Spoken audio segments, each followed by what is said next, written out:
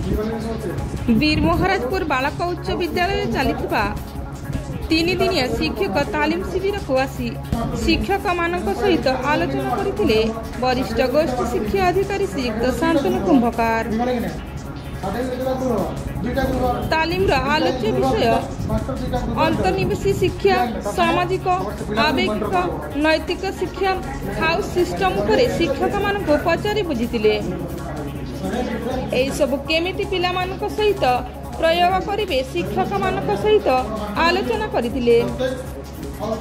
एहा परे विद्यालय में चलिथिबा विभिन्न कार्यक्रम उपरे पचारि बुझीतिले। Bureau report, Tansen TV.